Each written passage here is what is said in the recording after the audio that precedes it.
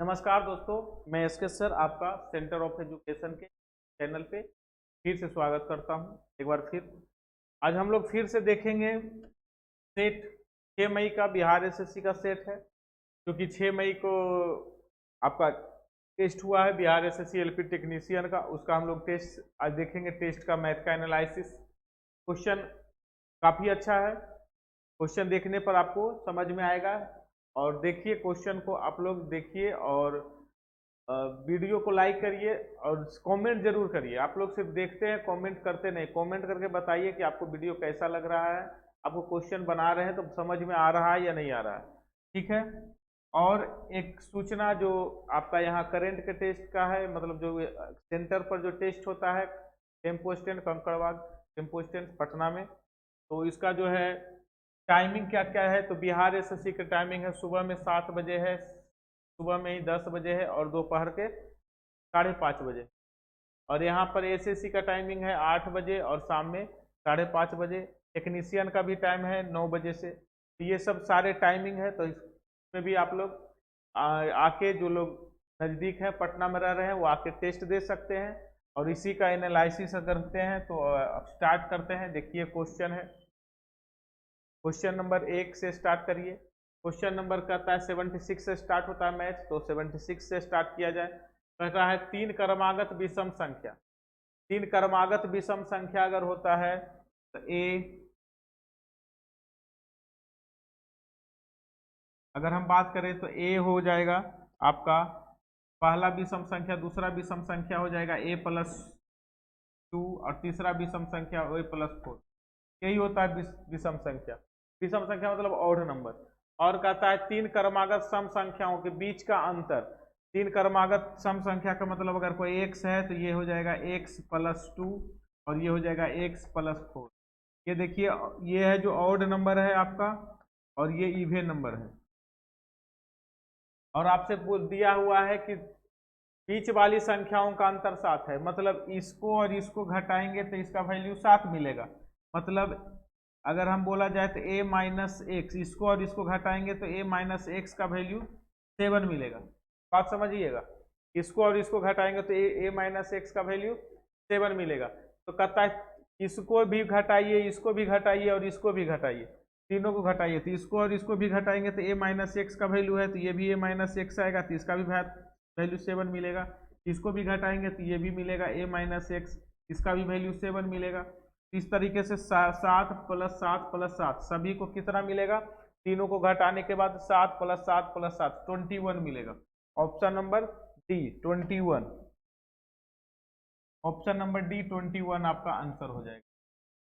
बात समझ रहे हैं। बोल रहा है इसमें से इसको घटाएंगे, इसमें से इसको घटाएंगे, इसमें से इसको घटाएंगे तो कितना मिलेगा हमको वैल्यू। तो चूंकि हमको बीच वाला का टर्म का घटाए थे तो 2 से 2 कैंसिल हो गया।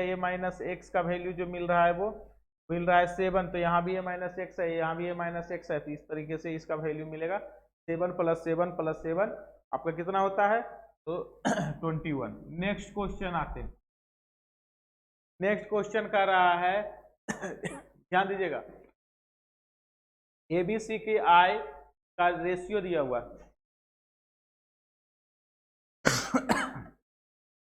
7:9:12 दिया। आगे का तथा उसके खर्च का रेशियो दिया हुआ है 8:9:15। और क्या दिया हुआ है, ए अपनी आय का 1/4 भाग बचाता है। बचत, ध्यान दीजिएगा, बचत बचत का जो रेशियो है कहता है कि अपनी आय का 4/5। उसके बाद कहता है एबीसी के बचत का अनुपात क्या होगा। एबीसी के बचत का अनुपात, देखिए एबीसी के बचत का अनुपात कहने का मतलब हुआ कि अगर कोई 1/4 बचाता है, तो अगर 4 पार्ट कोई बचाता है तो 4 से कटने वाला टर्म होना चाहिए, और 4 से कटने वाला एक ही टर्म है 56। 4 से कटने वाला एक ही टर्म है 56। तो ये 56 जो होगा यही आपका आंसर होना चाहिए अगर डायरेक्ट बनाएंगे। तो अगर नहीं बनाएंगे तो इसको क्या करेंगे, इसका 1/4।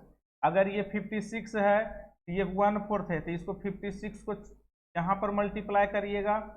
देखिएगा ये 56 है, 56 का 7 गुना ये होना चाहिए, 56 का सॉरी 4 गुना, ये 56 का 4 गुना होना चाहिए, क्योंकि लिखा है ए अपनी आय का 1/4 भाग बचाता है, तो इसका ये 4 भाग ये बचाता है, तो चौथा पार्ट है, तो इसका जो वैल्यू होगा इसका होना चाहिए आपका 56 इंटू 4, यानी 7 का जो वैल्यू होगा 56 इंटू 4 ये होना चाहिए। तो इसी कंडीशन को देखते हुए ऐसे भी अब ध्यान देना है, अगर कोई 1/4 भाग है तो 4 से कटना चाहिए, 4 से कटने वाला एक ही ऑप्शन है ए नंबर, तो आपका आंसर आ जाएगा।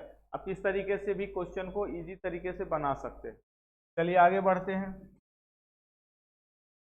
कहता है एक रेलगाड़ी दिल्ली से सुबह 6 बजे और चलकर 10 बजे पहुंचती। ध्यान दीजिएगा तो क्वेश्चन ये भी आसान हो जाएगा। अगर ए है और यहाँ पर बी है, कोई पर्सन जो है ना यहाँ से चलता है और यहाँ पहुँच जाता है 10 बजे, मतलब कि सुबह 6 बजे चला और यहाँ 10 बजे पहुँच गया, मतलब इसको टाइम कितना लग रहा है, तो 4 आवर लग। ध्यान दीजिएगा तो इजी से बनेगा, नहीं ध्यान दीजिएगा तो आपका क्वेश्चन बनाने में टाइम लगेगा। अतः दूसरा रेलगाड़ी जो है 8 बजे सुबह चलकर दिल्ली 11:30 बजे, एक है जो दूसरा यहाँ से यहाँ चलता है और ये क्या करता है यहाँ पर से 8 बजे चलता है और यहाँ पर 11:30 बजे पहुंचता है। इसका मतलब इसको कितना टाइम लग रहा है, तो इसको 7/2 आवर लग रहा है, 7/2 आवर लग रहा है। कहता है दोनों के बीच की दूरी 200 किलोमीटर है, उससे फर्क नहीं पड़ता 200 किलोमीटर। हम लोग क्या करते हैं, जब भी क्वेश्चन दिया रहेगा तो 4 और 7/2 यानी 3.5 का एलसीएम ले लेते हैं, और ये दोनों का एलसीएम हो जाएगा 28, तो हम पूरे डिस्टेंस को 28 मान लेते हैं। क्या मान लेंगे, पूरे का पूरे डिस्टेंस को 28 मान लिए। अब बताइए 28 हो गया पूरा डिस्टेंस। अब क्या होता है कि अगर एक आदमी यहाँ 8 बजे चलता है, ये 6 बजे चलता है, तो क्या करिए 2 घंटा में इसको चला दीजिए, 2 घंटा इसको चला दीजिए। तो चलाएंगे कैसे, ध्यान दीजिएगा, यहाँ से यहाँ का डिस्टेंस जो हमने बोला 28 मान लिया, इसको है 4, इसका जो है टाइम 4 लग रहा है, तो इसको वेलोसिटी निकालेंगे, तो वेलोसिटी बराबर हो जाएगा 28/4 यानी 7 किलोमीटर पर आवर। अब इसका वेलोसिटी अगर हमको बोलेगा तो लिखेंगे 28/7/2 यानी 8 kilometre per hour, 8 kilometre per hour इसका वेलोसिटी हो गया, इसका वेलोसिटी हो गया 7 किलोमीटर पर आवर। आगे समझिए, अगर ये इसको क्या करिए, जो बाद में चला है उतना देर पहले इसको चला दीजिए, तो ये 8 बजे चला है तो ये 6 बजे वाला को 2 घंटा चलाएंगे, तो 1 घंटा में 7 जाता है, तो 2 घंटा में कितना जाएगा, 2 घंटा में ये 14 जाएगा, यानी यहाँ पर अब ये आ जाएगा, ये वाला ट्रेन यहाँ पर आ गया 8 बजे। अब ये जो डिस्टेंस बच रहा है वो कितना बच रहा है, मात्र 14 किलोमीटर का डिस्टेंस बच रहा है, और 8 बज गया है, 8 बजे के बाद इस 14 किलोमीटर के डिस्टेंस को दोनों ट्रेवल करेगा, अब इधर से भी ट्रेवल करेगा और इधर से, कि फर्स्ट जो 6 से 8 का जो टाइम था सिर्फ और सिर्फ ये इधर से जाने वाली ट्रेन चल रही थी, अब इधर और इधर दोनों से चलेगा 8 बजे के बाद। तो अब क्या करेंगे, कहेगा मिलने में लगा समय बराबर क्या होगा, तो मिलने में लगा समय बराबर दोनों के बीच का डिस्टेंस होता है, दोनों के बीच का डिस्टेंस बटा रिलेटिव वेलोसिटी।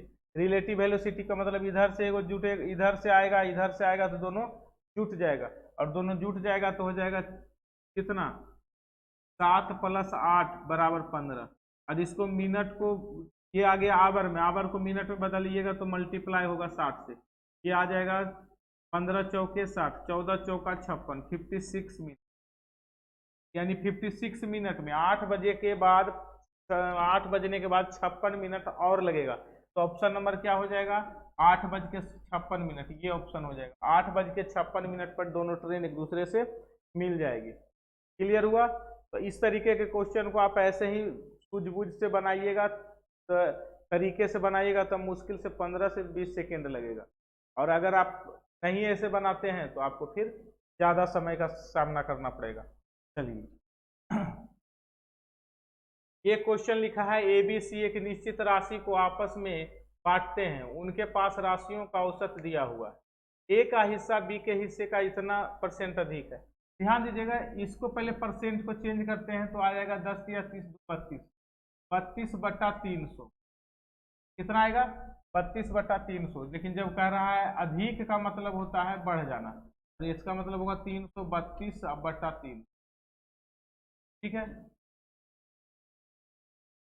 इसका मतलब होता है 1/3, और घटना का मतलब होता है घटना का कम होना का मतलब होता है 2/3, यही समझना है और आगे आपका बन जाएगा। तो आगे देखिए कहता है ए का हिस्सा बी के हिस्से से कितना अधिक है।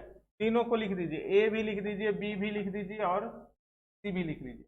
तो ए का जो है बी के हिस्से से इतना अधिक है, तो बी का हिस्सा को अगर आप मान लेते हैं 300, कितना मान लीजिएगा 300, तो ए का हिस्सा जो हो जाएगा 332, क्योंकि बी के हिस्से देखिए यहाँ पर लिखा हुआ है बी के हिस्से से इतना अधिक है, तो अगर ये बी का हिस्सा होगा तो ये बढ़ के 332 हो गया। ठीक है, और कहता है सी के हिस्से से कम है, यानी सी का हिस्सा को अगर हम x मान लेते हैं तो सी का हिस्सा कितना हो जाएगा 2/3, कम जाता है, तब कितना वैल्यू आता है 3 3 2, 3 3 कटा लीजिएगा तो आ जाएगा आपका 16 दूना 32 और 6, वो एक्स का जो वैल्यू आ जाएगा 6 18, 6 18 1 19 और 3 और 1 4, 498, इसका जो वैल्यू यानी सी का वैल्यू आ जाएगा 498। तीनों का मान हो गया मालूम, ए का भी, बी का भी और सी का भी मान मालूम हो गया। अब कह रहा है राशियों का औसत दिया हुआ है। राशियों का औसत का मतलब होता है सभी, औसत का मतलब होता है अगर 3 राशि है तो उसको से गुना करेंगे, तो 45 2 0 गुना 3, ये आ गया टोटल। और इस तीनों को जोड़ेंगे तो कितना आ जाएगा, 0 प्लस 2 जुटेगा तो 8 प्लस 2 0, 9 9 9 9 3 12 13, 4 3 7 7 3 10, ये आ गया। और इसको कटा लीजिए, कट जाएगा। यहाँ से आपका देखिए जिसके बारे में पूछ रहा है तो बी का हिस्सा यानी 300 का वैल्यू पूछ रहा है, एक का वैल्यू आ जाएगा 4 5 2 2 3 डिवाइडेड बाई 113, और अगर आपसे बी का वैल्यू पूछ रहा है तो मल्टीप्लाई बाई, है ना, 300, मल्टीप्लाई बाई 300, यही आपका आंसर होगा। और ये कट जाएगा, देखिए 13 चौका 52, 4 से कट जाएगा यानी 4 तिया 12 और 12 तिया 36, 36 पर 00, कितना आपका आएगा बी का वैल्यू, कट जाएगा और बी का वैल्यू आपका इतना आ जाएगा। क्लियर है? तो क्वेश्चन थोड़ा सा कैलकुलेटिव है आज का, और कैलकुलेशन आपको करना पड़ेगा, बिना कैलकुलेशन का पॉसिबल है नहीं, तो आपको काम करना ही पड़ेगा। ठीक है, तो कैलकुलेट करिए, और गुना भागा है इसमें तो करना ही पड़ेगा। चलिए नेक्स्ट क्वेश्चन पे आते हैं। नेक्स्ट क्वेश्चन कहता है 5 में से प्रत्येक व्यक्ति स्वतंत्र रूप से काम को 20 दिन में कर सकता है। कहता है एक आदमी है तो एक काम को 20 दिन में करेगा। कहता है काम एक व्यक्ति द्वारा शुरू किया जाता है और प्रत्येक अगले दिन दूसरा व्यक्ति आ जाता है, यानी पहला दिन कौन काम करेगा तो एक व्यक्ति करेगा, तो एक व्यक्ति कितना काम करता है तो 1/20 काम करेगा। अगला दिन कौन आएगा काम करने के लिए तो 2/20, और अगला दिन कौन आएगा काम करने के लिए तब 3/20, अगला दिन कौन आएगा तो 4/20, और अगला दिन कौन सा काम आएगा तो 5/20। कितना आदमी काम किया, 5 दिन हो गया। अब 5 आदमी है ये टोटल, तो अब कोई आएगा नहीं, तो देख लेते हैं 5 दिन में कितना काम हुआ है। टोटल काम कितना करना है 20, काम कितना हुआ 5 4 9 3 12 और 2 14 1 15, 20 काम में से 15 काम हो गया है, उसमें से ये 5 दिन लगा। कितना दिन लगा 5 दिन। लेकिन तो अगला दिन एक दिन और आएगा, तो अब 5/20 काम करेगा, क्योंकि 5 आदमी आ चुका है तो अब तो दूसरा कोई आदमी आएगा नहीं, फिर से 5 काम होगा, यानी अब जो है कुल मिला के 1 2 3 4 5 6 दिन में पूरा काम फिनिश हो जाएगा। तब कुल मिला के काम जो होगा 20/20, और टाइम कितना लगा 6 दिन, ऑप्शन नंबर 3। आप एकदम सीधा से इस तरीके से क्वेश्चन को समझते तो एक लाइन में बन जाता और तुरंत आंसर आता। ठीक है, तुरंत आपका आंसर आता और कहीं कोई दिक्कत भी नहीं होता। तो स्टार्ट करते हैं। नेक्स्ट कहता है पुत्र और पिता की वर्तमान आयु 52 साल। ठीक है, पिता और पुत्र की वर्तमान आयु 4 साल बाद बेटे की उम्र, पिता की उम्र, देखिए 4 साल बाद, आफ्टर हम 4 इयर्स का बात कर रहे हैं। आफ्टर 4 इयर्स जो है सन का जो उम्र है वो मान लेते हैं x, और फादर का जो उम्र है वो हो जाएगा 4x, क्योंकि कह रहा है 1/4 है, तो मान ले इसका कर दिए x, इसका कर दिए 4x, इसमें कोई दिक्कत नहीं। ये 4 साल बाद का है, तो प्रेजेंट में जो एज होगा वो कितना हो जाएगा, तो प्रेजेंट में जो एज होगा, इसका एज जो हो जाएगा प्रेजेंट का एज x-4 और इसका हो जाएगा 4x-4, दोनों में 4-4 साल घट जाएगा। तो कहता है दोनों का जोड़ 52 साल हो जाता है, और इसको जब जोड़ते हैं तो ये 52 हो जाता है। ये 4 और एक 5x हो जाएगा, 5x बराबर हो जाएगा, ये 8 ऐड हो जाएगा तो आ जाएगा 6, और ये कैंसिल हो जाएगा तो 12, x बराबर 12, 12, x बराबर 12, x बराबर 12, यानी 4 साल पहले जो है बच्चा का एज कितना था, 4 साल पहले का ये, सॉरी 4 साल बाद जो है बच्चा का एज है कितना आपका 12 साल। तो पूछ रहा है अब से है ना 10 साल बाद क्या कहानी पूछ रहा है, अब से 10 साल बाद, ये 4 साल के बाद का कहानी, तो 10 साल के बाद का कहानी क्या होगा, तो 10 साल के बाद यानी अभी से ये इसका एज जो है ये 12 साल का है, और ये 12 चौका 48 साल का है। ये शुरू से लेके यानी प्रेजेंट से लेके 10 साल के बाद की कहानी क्या है, तो ये 4 साल के बाद का है, तो ये इसमें 6 ऐड करिएगा, इसमें भी 6 ऐड करिएगा, यही आपका आंसर हो जाएगा। 12 6 18 हो जाएगा, और यहाँ पर 48 और 6 54 हो जाएगा, यही आपका आंसर होगा। जो कटेगा 18 तिया 54, ऑप्शन नंबर डी, 18 तिया 54, 3 गुना हो जाएगा 10 साल के बाद। यही क्वेश्चन था, 10 साल के बाद पूछ रहा था तो 10 साल का बाद निकाल दिए। आगे बढ़ते हैं, आगे देखिएगा क्वेश्चन बड़ा बड़ा है, क्वेश्चन लिखा हुआ ही भी बड़ा बड़ा है, तो क्वेश्चन को समझिएगा तब जाके बनेगा, अन्यथा नहीं बनेगा, पढ़ते रह जाइए। पढ़े, कहता है 5 आदमी 20 दिन में एक काम को पूरा कर सकता है और 10 महिलाएं उसी काम को, सबसे पहले अगर 5 मैन है और उस काम को कितना दिन में, 20 दिन में पूरा कर रहा है, और कितना 10 वोमेन काम को कितना दिन में, 15 दिन में पूरा कर रहा है, तो 0 से 0 कटा लीजिए, 5 से कटा लीजिए 3 बार में। यहाँ से हमको एक चीज मिल जाता है कि 2 man equal to 3 women, 2 man equal to 3 women का एक टैगलाइन मिल गया, और इसी पर आगे आप क्वेश्चन बनाएंगे। और आगे पढ़ते हैं, 2 पुरुष और 6 महिलाएं, कहता है 2 पुरुष 2 मैन और 6 वोमेन,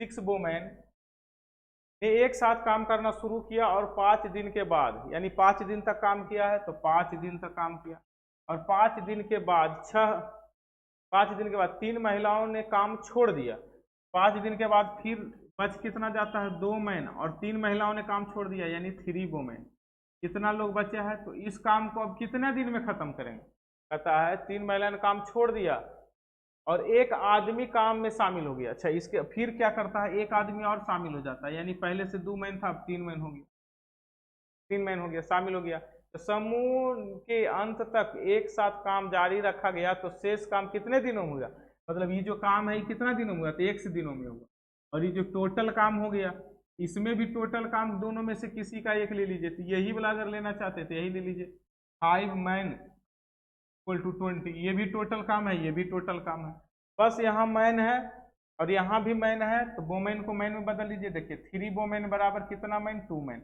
यहाँ पर इसके जगह पर 2 मैन लिखा जाएगा, 6 वोमेन के जगह पर क्या आ जाएगा, 4 मैन, 4 और 2 6, 6 तिया सॉरी 6 पचे 30, 30 सेम आ जाएगा, प्लस यहाँ से देखिए जोड़िएगा तो 3 2 5, 5 mx इक्वल टू, इसको मल्टीप्लाई करेंगे तो 100, 30 25 100, ये इधर आएगा तो 70, और ये कैंसिल कराएंगे तो आ जाएगा है ना 14, x का जो मान आएगा वो आएगा 14, x का जो मान आएगा 14, और x क्या था, ये काम कितने दिन में होगा, तो शेष काम होगा 14 दिन में, शेष काम 14 दिन में होगा, और टोटल काम होगा 14 और 5 19 दिन, टोटल काम पूछता तो 19 दिन में, और रेस्ट काम शेष काम पूछेगा तो 14 दिन में। किस तरीके से क्वेश्चन बनता है, क्वेश्चन को तरीके से पढ़ना पड़ता है, और नहीं पढ़ेंगे, बड़ा बड़ा क्वेश्चन है, आंसर छोटा आएगा लेकिन आपको क्वेश्चन बड़ा है, ठीक है। और देखिए यहाँ पर आप लोग के लिए जो पटना में रहते हैं उनके लिए एक बैच लेकर आए हैं, नया बैच चल रहा है, SSC bank railway Bihar SSC सारे एग्जाम के लिए यानी जनरल कंपटीशन के तैयारी के लिए आपको अगर क्लास करना है तो मैथ का नया बैच शुरू हो चुका है। 8 बजे मॉर्निंग में नया बैच है और शाम में 4 बजे बैच है। ये दोनों बैच मैथ का है जिसमें कि पूरे मेंस लेवल तक का क्वेश्चन सारा करवाया जाएगा। 2017 से 2023 तक जितना क्वेश्चन पूछा है सारा करवाते हैं क्लासरूम में ही।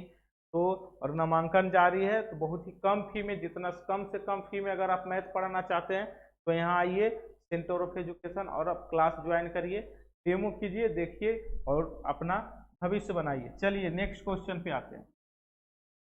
नेक्स्ट क्वेश्चन क्या कहता है? तो नेक्स्ट क्वेश्चन कहता है पाइप ए 10 घंटा में पानी भर सकता है, पाइप बी 12 घंटा में भर सकता है, पाइप सी 16 घंटा में खाली कर सकता है। कहता है सभी पाइप 8 बजे खोले जाते हैं। सभी पाइप 8 बजे को खोल दिया गया, खुल जाता है। सभी पाइप 8 बजे खोल दिए जाते हैं और पाइप और ए और बी को बंद कर दिया जाता है। पाइप ए और बी को बंद कर दिया जाता है। देखिए तो पाइप ए कितना देर चला? 2 घंटा। 2 घंटा में कितना काम किया? 2/10 काम किया। पाइप बी कितना देर चला? ये भी 2 घंटा। ये कितना काम किया? इतना। पाइप सी घट निकालने वाला है, पानी को निकालने वाला है पाइप सी। तो अब कि देखिए कहता है पाइप सी जो है 16 घंटा में खाली कर सकता है। तो आरंभ से कितने देर में टैंक भरा है? तो पाइप सी शुरू से लेकर लास्ट तक चलते रहा, एक टाइम तक पाइप सी चलते रहेगा। और 16 इस तरह से अगर भर जाता है तो 1 और खाली हो जाता है तो 0। यहाँ से 12 और 10 का एलसीएम होता है 60। यहाँ से करेंगे तो 6 आएगा, 6 दूना 12 और यहाँ से 5 आएगा, 5 दूना 10 बराबर 1/16। अब अगर कटाना ही चाहते हैं तो 12 और 10 22 होता है ना। 4 से कटा सकते हैं आप, 4 चौका 16 और ये 15 चौके 60। अब तो नहीं कटेगा, 1 बराबर आ जाएगा 22 चौका 88/15। 22 चौका 88/15। इतना देर में आपका टंकी खाली हो जाएगा। अब यहाँ से 15 से कटाइएगा, 15 चौका 60, 15 पचे 75, 5 आवर लगेगा, 5 आवर। 15 पचे 75 आ गया और ये 13/15 गुना 60, 15 चौका 60 यानी 13 चौका 52, 5 घंटा 52 मिनट। 5 घंटा 52 मिनट आपको टाइम लगेगा इस पूरे टंकी को खाली करने। ठीक है, 5 घंटा टू शुरू से कब बजे से? 8 बजे से। यहाँ पर टाइम भी दे सकता था कि कितना बजेगा, 5 घंटा जोड़ लीजिए, 8 5 13, 1 बज के है ना 52 मिनट, 1 बज के 52 मिनट।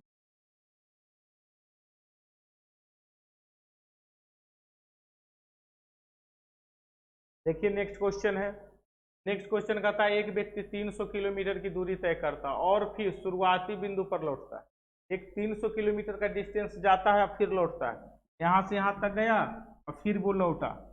ठीक है, जाने की यात्रा के लिए उसके द्वारा लिया गया समय वापसी की यात्रा के लिए लिए गए समय से 5 घंटा अधिक है। पहले शुरुआत में ही 5 घंटा ज़्यादा समय ले लेता है। अगर वह जाने वाले की चाल से 10 किलोमीटर प्रति घंटा अधिक की चाल से लौटता है। शुरू में वो जाता है 300 किलोमीटर की डिस्टेंस को x के स्पीड से, और तो इसको एक अब क्या होता है बाद में जाता है 300 किलोमीटर के डिस्टेंस को x प्लस है ना कितना देर कितना का स्पीड 10 ज़्यादा स्पीड से। तो इसमें कम समय लगेगा, इसमें ज़्यादा समय लगेगा। दोनों का अंतर दिया हुआ है 5 आवर। इसको सोल्व करेंगे तो आपको आंसर आ जाएगा।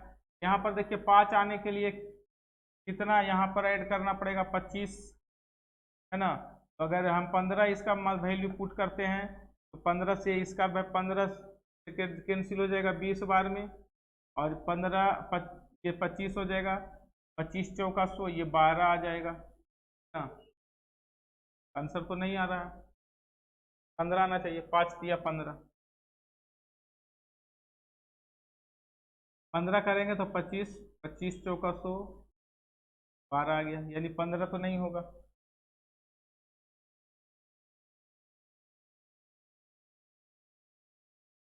बीस रख के देख सकते हैं, 20 से ये 15 आ जाएगा और 20 रखिएगा तो 30 आ जाएगा, तो 10 आ जाएगा, 20 आ जाएगा आंसर। 20 पुट करके देख लीजिए आपका आंसर आ जाएगा। 20 पुट करके देखिए आपका आंसर आएगा। तो कहता है जाने की यात्रा के लिए चाल क्या है? जाने समय चाल कितना है, तो जाने समय चाल जो है आपका 20 का है और आने समय आपका चाल 30 का है। ठीक है, आगे बढ़ते हैं। यही क्वेश्चन है, टाइम माइनस टाइम बराबर 5, तो यहाँ पर आप पुट करके भी आंसर ला सकते हैं। गौतम ने 30% अंक प्राप्त किया और 50 अंक से फेल हो गया। देखिए दोनों को पास कराना है। अगर कोई आदमी 30% अंक लाता है और वो क्या हो जाता है, क्या होता है, 50 अंक से फेल हो जाता है, अनुत्तीर्ण हो जाता है, इसका मतलब अगर इसमें 50 अंक ऐड कर देते तो ये पास कर जाता। और कोई आदमी जो है 45% अंक लाता है और पास से भी ज्यादा ले आता है, 45% को घटाएंगे किससे, कितना ज्यादा आ गया है वो आपको, 45 में से 30 घटेगा तो 15% आएगा और ये इधर आके जुट जाएगा तो 75 हो जाएगा। और इसका मतलब होता है 15 पचे 75, 1% का वैल्यू आया 5, तो 100% मतलब टोटल आता है टोटल। तो पूछ रहा है कितने अंक, तो उसको कहता है ना प्राप्त। बीमल को 64% अंक प्राप्त करने में कितना अंक लाना पड़ेगा, 64% पूछ रहा है जी, तो 1% का इतना, तो 64% का मतलब होता है 64 गुना 5 और ये होता है 5 चौका 20 और 6 पचे 30 और 2 32, 320 अंक लाना पड़ेगा 60%। 320, 60% के लिए कितना लाना पड़ेगा, 320, तब जाके वो 60% होगा। चलिए बहुत अच्छा, आगे आते हैं। राजन ने अपने वेतन का 10% किराया पर खर्च किया, ध्यान दीजिएगा, बाकी 20% परिवहन पर किया, उसके बाद उसने वेतन का 40% भी खर्च किया, उसके बाद उसने 80% भी खर्च किया, बाद में क्या करता है और पैसा उसके पास बच जाता है तो 5,000 रुपया बैंक में जमा कर दिया, फिर भी उसके पास कुछ पैसा बच ही जाता है।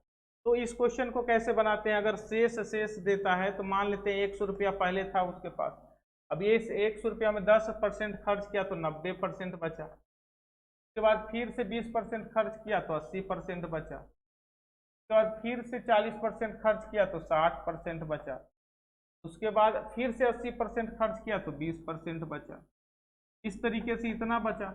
और कुल मिला के कितना बचा, तो कुल मिला के 5,000 रुपये बैंक में जमा किया और इतना पूंजी रखा, यानी 6,480 रुपया बचा। उसके पास बचा कितना, 6,480।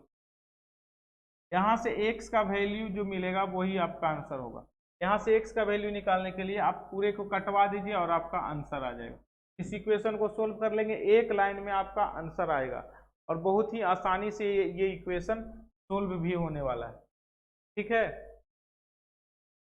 चलिए नेक्स्ट क्वेश्चन देखिएगा। कहता है एक व्यक्ति ने 3 वस्तुओं प्रत्येक को, है ना, 3,000 रुपया में खरीदा। सेम रेट पर अगर कोई वस्तु खरीदा जाता है और उस पर कोई लाभ या हानि होता है तो आप कैसे बनाएंगे।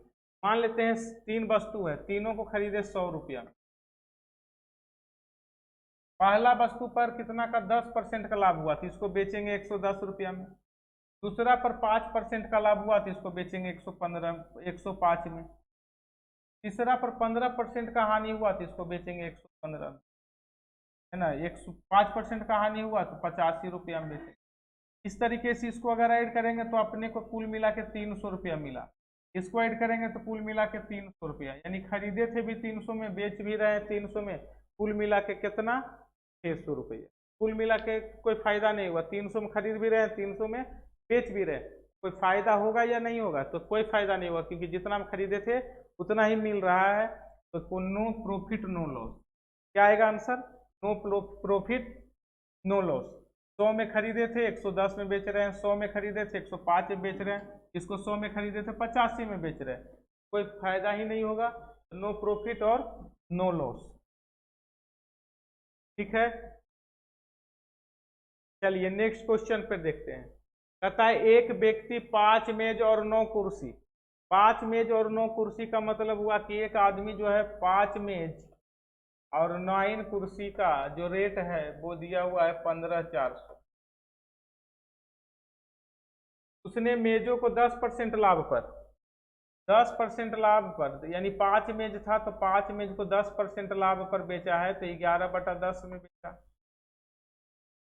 ठीक है, और क्या किया है, कुर्सियों को 20% लाभ पर, कुर्सी था 9 के, 20% लाभ का मतलब होता है यहां से सिर्फ लाभ लिखना है 1/2, 20% का मतलब होता है 1/5 बेचा, तो कुल मिलाकर इतना लाभ हुआ और इतना लाभ हुआ, कुल मिलाकर लाभ कितना हुआ 2080 रुपये।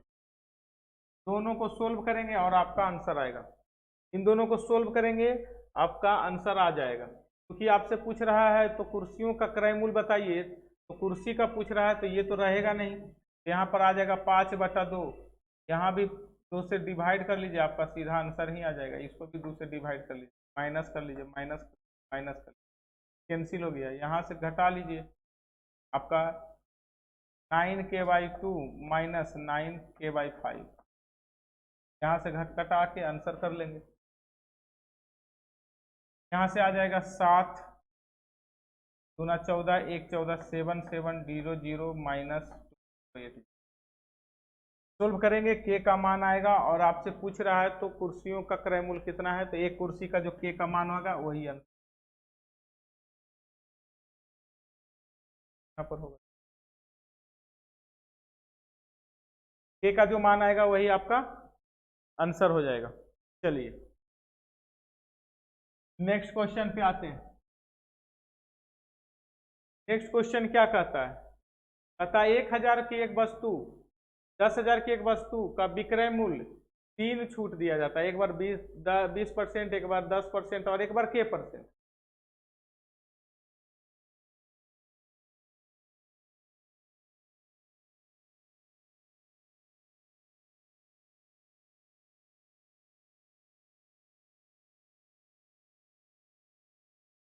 तीन बार छूट देने के बाद इतना रुपए में बेचा जाता है। आप सोचिए 10,000 का सामान है 3040, एक बार 20% का छूट दिया गया, तो 20% का छूट देने का मतलब है कि सामान को कितना में बेचा गया 80% में, एक बार 10% का छूट दिया गया तो इतना में बेचा गया, और एक बार 100 माइनस k का छूट दिया गया तो इतना में बेचा, कुल मिला के कितना का छूट हो गया, तो छूट देने के बाद बिका कितना में सामान 120 में, 120 में बिका सामान। हेलो,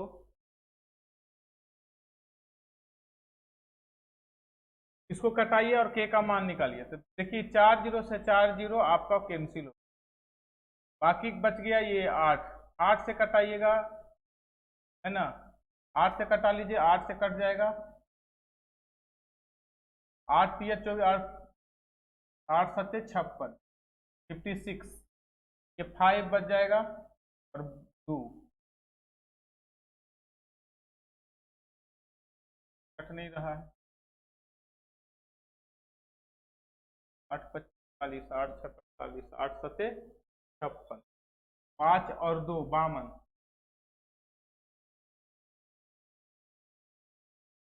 चलिए 52 बच गया, तो 8 6 का 48, 52 बच गया तो 8 6 का 48, 30 हाँ कट रहा, 8 5 40, ये कट गया, 9 से भी कटाइएगा, कट जाना चाहिए, 9 8 72, और ये बच गया 4 9 5 45 85, देखिए इसका वैल्यू जो आया 100 माइनस के इक्वल टू 85, और के का जो मान आएगा वो 15, यानी 15% का डिस्काउंट मिला है, के का जो वैल्यू आया वो 15% का डिस्काउंट मिला है। तो अब पूछ रहा है यदि के प्लस 20% का एकल छूट की अनुमति हो तो वस्तु का विक्रय मूल्य कितना होगा। तो अब जो है पूछ रहा है कि अगर 4 0 तो है और इस पर 15% प्लस 20% का एकल छूट, 15 और 20 का एकल छूट जो होता है वो 35% का होता है, 35% का मतलब इतना होगा, 2 0 से 2 0 कैंसिल हो गया, और 3 5 पर 00, इतना का डिस्काउंट मिलेगा। तो सामान को कितना में बिकेगा, सामान बिकेगा 3500 कम में, यानी 3500 कम में यानी 65 भाई इतना में बिकेगा सामान। अगर एकल डिस्काउंट एक ही डिस्काउंट दिया जाएगा तो 3500 का डिस्काउंट होगा, और 10,000 में 3500 डिस्काउंट होगा तो 6,500 रुपया में वो सामान बिकेगा। यही क्वेश्चन था, क्वेश्चन को सिंपल बनाना था। देखिए कहता है पंकज किसी राशि को विभाजित करने पर 3 अलग अलग योजना ए बी सी में क्रमशः 10%, 12% और 15% प्रति वर्ष की साधारण ब्याज की दर से निवेश करता है, ठीक है। और एक वर्ष में कुल संचित ब्याज इतना रुपया है, कहता है टोटल का टोटल ब्याज जो मिलता है उसको 3200 रुपया का। और किस रेशियो से, किस तरीके से दिया है, ये प्रति वर्ष के रेशियो से। आगे बढ़िए, कहता है ए बी सी में निवेश की गई राशि 8, 5 और 12 है। 8, 5, 12 का मतलब होता है ए, बी और सी। कितना निवेश किया है? 800 निवेश किया, 500 निवेश किया और 1200 निवेश। कितना निवेश किया? योजना में वह कितना राशि निवेश किया है? बी जो है योजना में कितना राशि, यानी 500 का वैल्यू हमको पूछ रहा है, क्योंकि हम 500 माने हैं तो 500 का वैल्यू पूछ रहा है। तो अब यहाँ पर देखिए ब्याज के रूप में कितना कितना पैसा मिल रहा है। पहला पर मिल रहा है 10%, 10% निकालिएगा तो 80 आएगा 10%। इस पर कितना मिल रहा है? तो इस पर मिल रहा है आपको 12%, 12% निकालिएगा तो इसका आ जाएगा 12, 25, 60, 60 का मिल जाएगा। और इस पर जो मिल रहा है आपको 15% का, 15 गुना 12 होता है 180, इतना मिल जाएगा। कुल मिला के जो ब्याज हुआ इतना मिला, इसको ऐड कर लेंगे तो 320 आ जाएगा। कितना आएगा? 320।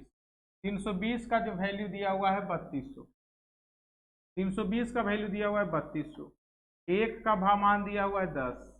तो अब बताइए कि बी का कितना होगा। तो बी का जो वैल्यू होगा, बी एक का मान 10, तो बी का मान कितना था? 500। तो 500 का मतलब हो गया 5000। तो बी का जो है निवेश किया गया पूंजी कितना है आपका? बी का निवेश किया गया पूंजी जो है आपका 5000 रुपया है। हेलो बोलो। हाँ नहीं,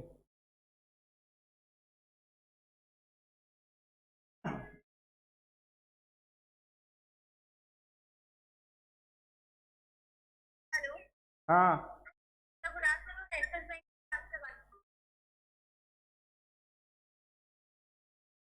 ठीक है, इसका आंसर आपका 5000 रुपया। चलिए नेक्स्ट क्वेश्चन पे आते हैं। नेक्स्ट क्वेश्चन क्या कहता है? कह रहा है 2,40,000 रुपये की राशि 3 वर्षों के लिए 12%, 12.5% प्रति वर्ष यानी चक्रवृद्धि ब्याज से इसको जमा करना है। अब क्या कहता है? पहले वर्ष के अंत में ब्याज को संशोधन कर दिया जाता है। पहला साल तो ब्याज देता है 12.5% का, लेकिन अगला साल से वो ब्याज देने लगता है 12% की कर दिया जाता है, संशोधित करके यानी कम करके। तो 3 वर्ष के अंत में कुल कितना भुगतान करना पड़ेगा? तो 3 वर्ष के अंत में जो भुगतान करना पड़ेगा वो करना पड़ेगा 2, 4, 0 पर 4 0। अब पहला साल हमको 12.5% का ब्याज लगा है, 12.5% का मतलब होता है 1/8, तो इंक्रीज कर जाएगा तो 9/8। और दूसरा साल में हमको ब्याज देना पड़ेगा 12%, तो इतना लिखेंगे। और अगला साल फिर से देना पड़ेगा ब्याज, तो इतना लिखेंगे।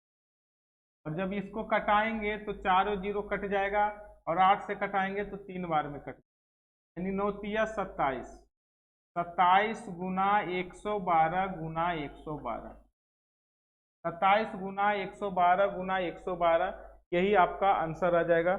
और यही ये इसको अगर मल्टीप्लाई करते हैं तो कितना आता है? इसको मल्टीप्लाई करके देखिए, इसको मल्टीप्लाई करते हैं 27 गुना 112 गुना है ना 112, 338 आ जाता है। 338 ऑप्शन नंबर कौन सा है? सही आंसर, इंक्रीज करके यही आ जाएगा। चलिए आगे बढ़ते हैं। कहता है एक स्कूल में छात्रों की कुल संख्या 600 था, उसमें से 13 और 9 के अनुपात में बटा है। 13, 9, 20 होता है। 13, 9, 20, तो यहीं से आप निकाल सकते हैं 20 का जो वैल्यू है 660 है। अच्छा 13, 9, 22 होता है, सॉरी 13 और 9 22, 22 का वैल्यू दिया हुआ है, एक का मान दिया आ जाएगा 30, 22 तिया 66, एक का मान आ गया 30। इसका मतलब क्या हुआ? बॉयज और गर्ल्स। बॉयज कितना है और गर्ल्स कितना है, तो बॉयज आ जाएगा 13, 13 को 30 से मल्टीप्लाई कर देंगे, 13 39 और 13 नमा 9 27, इतना बॉयज और इतना गर्ल हो जाएगा। कुछ दिनों बाद 20 लड़कियां स्कूल में शामिल हो गया, 20 को लड़की और शामिल कर लिया जाए, 20 को और शामिल हो गया, 30 लड़की और शामिल हो गया,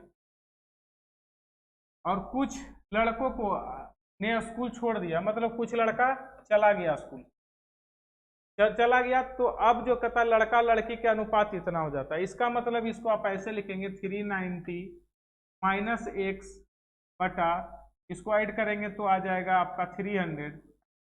इसका जो रेशियो दिया हुआ है जी 6:5 का दिया हुआ है, ये कैंसिल हो जाएगा आपका 60 से, ये कैंसिल हो जाएगा, ये मल्टीप्लाई हो जाएगा 360 हो जाएगा, ये इधर आके घट जाएगा, तो एक्स का जो मान आएगा 30 आएगा। यानी 30 लड़का भी छोड़ के गया था। कितना बच्चा छोड़ के गया था स्कूल, तथा स्कूल छोड़ने वाले लड़कों की संख्या भी 30 था। अगर 30 गो लड़की आई है तो 30 गो लड़का भी छोड़ के गया है। यही रेशियो में कहानी है इसका। आगे बढ़ते हैं,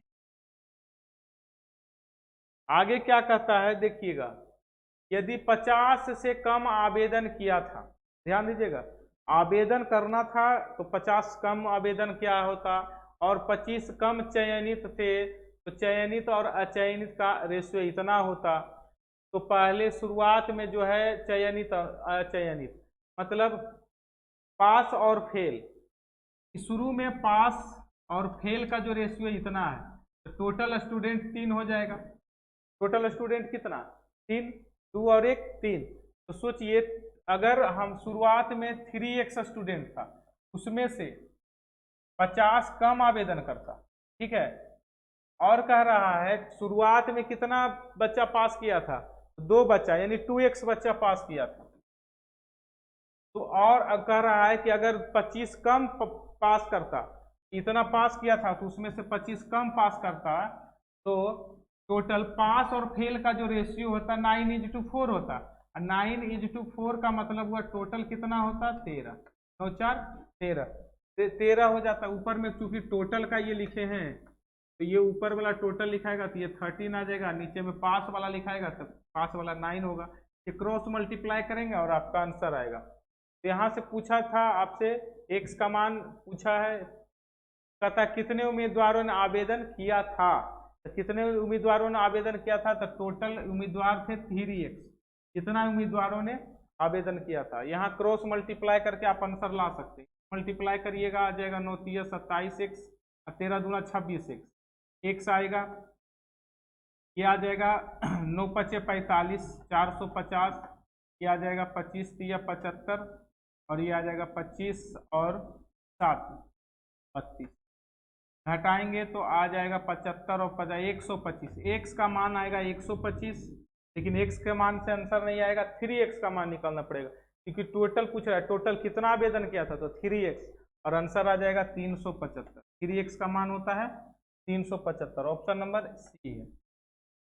ये क्वेश्चन बहुत अच्छा था, इसको क्वेश्चन को देख लीजिए, एक बार में नहीं समझ में आता तो 2 बार में, क्योंकि यहाँ पर पास और फेल से नहीं बना है क्वेश्चन, यहाँ पर घटा टोटल में से घट कम किया है और वहाँ पर पास में से कम किया है, तो टोटल और पास करना पड़ेगा तब जाके आंसर बनेगा। चलिए नेक्स्ट क्वेश्चन पे आते हैं। नेक्स्ट क्वेश्चन आपसे कहता है कि राहुल 2 योजना ए और बी में चक्रवृद्धि ब्याज पर बराबर राशि निवेश करता है, दोनों जगह सेम राशि, इक्वल राशि निवेश करता है, ठीक है। योजना ए में ब्याज का रेट 10% है, प्रति वर्ष की दर से होता है, तो बी जो है 12% के रेट से इसको इन्वेस्ट करता है। ए ने निवेशित, ए जो करता है 2 साल के लिए, 2 साल का चक्रवृद्धि ब्याज दे चुका है। 2 साल का देखिए ए के लिए, ए का जो है 10% के रेट से 2 ईयर्स का जो है CI आपको मिल जाएगा, वो मिल जाएगा 21%, 21%, और ये जो वैल्यू दिया हुआ है 21% का वैल्यू दिया हुआ है 1050, यहाँ से कैंसिल होगा, 1% का वैल्यू 50 आया तो 100% का वैल्यू आपका मिल जाएगा 5000 रुपया। 5000 जो आएगा ये प्रिंसिपल आपका आ जाएगा, और ये यही प्रिंसिपल बी के लिए भी होगा, बी के लिए भी सेम प्रिंसिपल होगा। तो कहता है 2 वर्ष के बाद बी कितना ब्याज प्राप्त होगा यदि दोनों योजनाओं में ब्याज का संयोजन वार्षिक है। बी को कितना ब्याज मिलेगा? देखिए बी को जो ब्याज मिलेगा इस पर 5000 पर भी 12% का ब्याज मिलेगा। तो 12% का मतलब होता है 112/100। फिर से लिखेंगे 112/100, इसको गुना करेंगे, कटेगा, है ना, ये 2 बार से कट जाएगा और ये कट जाएगा आपका 5 दूना 10 और 12 बच गया 56। 56 को मल्टीप्लाई करिएगा और जितना ज़्यादा आ जाएगा 56 को मल्टीप्लाई करिएगा तो आ जाएगा 56 इंटू 112, है ना। अब 56 को मल्टीप्लाई करने के बाद देखिए कितना आता है, 6272 आएगा, 6272। यानी 5000 से कितना ज्यादा आया थे, 5000 से 1272 रुपया ज्यादा आया और यही आपका आंसर होगा। 1272 रुपया आया, यही आपका आंसर होगा। ये जितना ज्यादा आएगा वो आपका ब्याज नहीं आया, वो क्या आया, वो आपका अमाउंट आ गया, ब्याज प्लस, है ना, मूलधन दोनों मिला के आया। ये आपका आंसर आ जाएगा 1272 रुपये। चलिए नेक्स्ट क्वेश्चन पे आते हैं।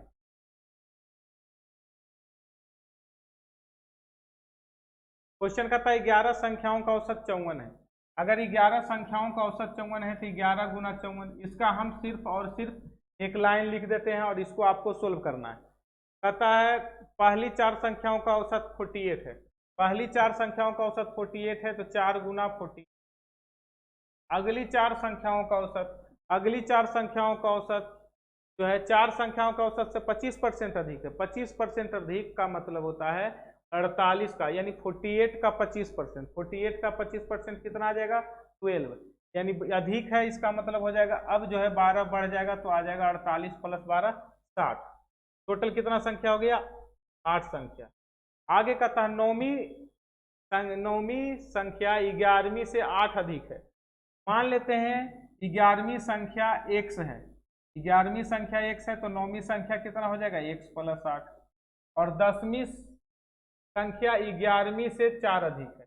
11वीं संख्या x था तो इसके बाद फिर से x प्लस 4, कुल मिला के इतना आएगा। इसको सोल्व करिएगा और आपका x का मान आएगा। तो 10वीं संख्या पूछ रहा है, 10वीं संख्या का मतलब होगा x, आपका 10वीं संख्या का मतलब है आपका कौन सा, 11वीं संख्या से 8 अधिक है और 10वीं संख्या ये हो गया x प्लस 4, यही आपका आंसर होगा। 10वीं संख्या x प्लस 4 है, क्योंकि बोला है कि 10वीं संख्या 11वीं से, है ना, 4 अधिक है, तो यानी x का वैल्यू आएगा x का, तो x प्लस 4 लिखिएगा तो आपका आंसर आएगा। इसको एक लाइन में हमने लिखा और इसको आपको ऐसे ही बनाना है। चलिए नेक्स्ट क्वेश्चन पे आते हैं। नेक्स्ट क्वेश्चन अपना क्या कहता है, नेक्स्ट क्वेश्चन कहता है 15 व्यक्तियों का औसत उम्र 32 साल है। अगर आपका 15 लोग हैं और इसका एवरेज वेट 32 है तो इसमें कोई दिक्कत है नहीं। कहता है 2 नया व्यक्ति और आ जाता है और तो एवरेज जो है 3 वर्ष बढ़ जाता है, और जो 2 व्यक्ति आता है उसका नया जो एज है 11 साल का अंतर है। मतलब एगो का एज x है और दूसरा का एज x प्लस 11 है। और अब मिला के कितना हो गया, 15 व्यक्ति और 2 आदमी और आ गया तो 17 आदमी।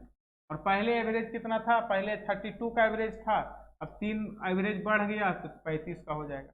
इसको भी सोल्व करेंगे तो पूछा है छोटा व्यक्ति का आयु कितना होगा, तो छोटा व्यक्ति का आयु आपका 100।